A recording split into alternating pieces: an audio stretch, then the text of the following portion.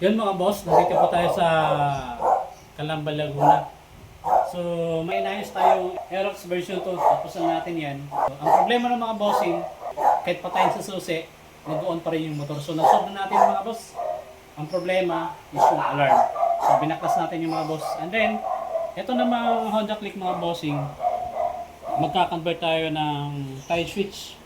Ito yung ipapalit natin mga bossing dito sa Click na version 2. So, abangan nyo lang mga bossing yung outcome. Okay.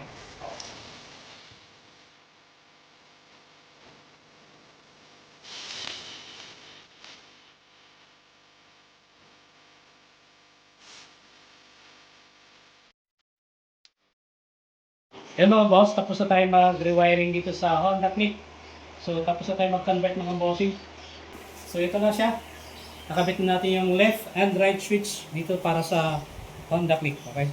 Ayan, subukan natin i-start mga bossing. Okay. Ang ganda ng panel yung mga boss. Solid yung panel ng mga bossing. Ayan. So, start natin mga boss. Okay. So ngayon, on natin yung ilaw ng ating tie switch. Ayan. Ilaw. Okay. So ngayon, kasi may mini driving na ito mga boss, dito natin kinonect. Low, high. Okay. Low, high. Okay. And then, ito mga boss, walang function to, bakante yan. Kung ano yung gusto niyo ikabit yung mga boss, pwede yan. Sobra na kasi mga bossing, wala tayong pagkagamitan. So ngayon, ito yung busina. Signal light sa kanan, kaliwa. Signal light sa kaliwa. Okay. Okay. Tapos sa kanan. Ayan.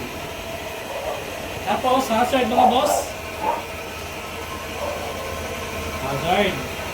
Right. Tapos, nakaga.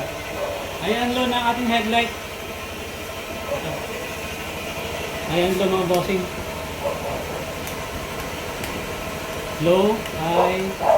Tapos syempre may passing yan mga boss. Okay.